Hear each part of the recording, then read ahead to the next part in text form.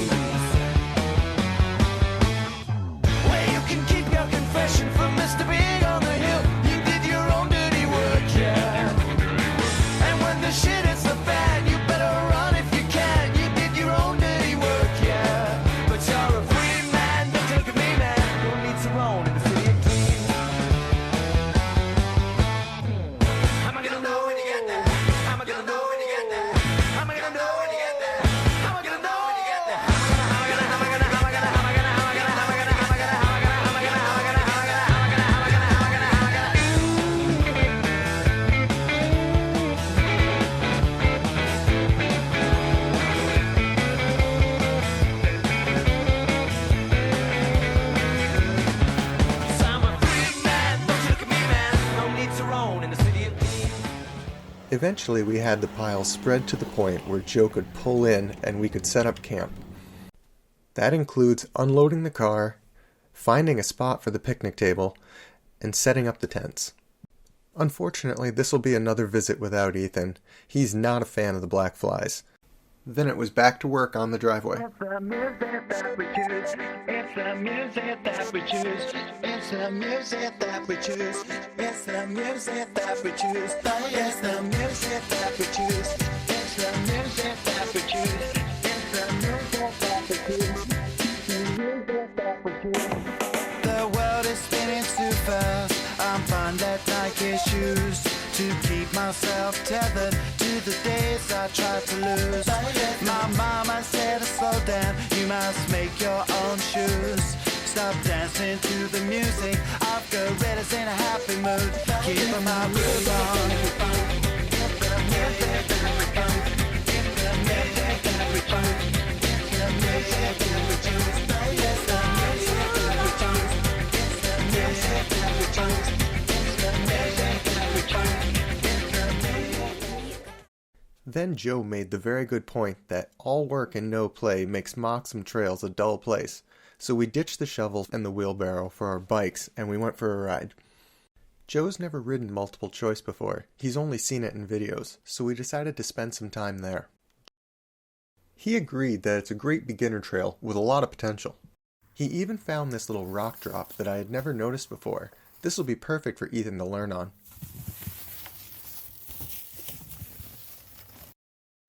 Then it was back to work. I brought both of my chainsaws so we could finish the bench that I started in my first visit this year. My plan was to continue milling the top flat and then cut notches in the bottom for the legs. But then Joe had a thought. Why don't we flip it over and see how it feels to sit on the curved half? And you know what? It wasn't that bad. So I got to work cutting the notches for the legs and Joe chiseled them out. We brought the pieces up to the fire pit, and after a few adjustments, it's ready to use. Next, we decided to take a nice relaxing walk on the trail. Of course, Joe insisted that he bring a few tools and ended up doing some trail maintenance along the way.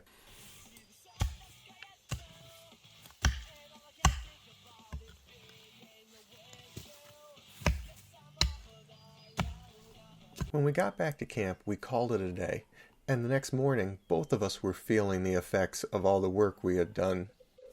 While Joe started breakfast, I decided to put a coat of polyurethane on the bench.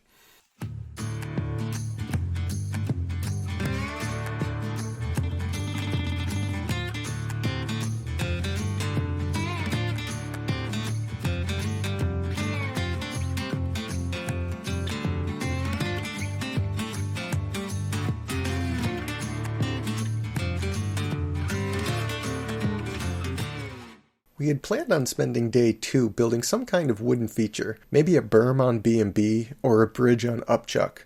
But to be honest, working on the driveway while dealing with the black flies really kicked our butts.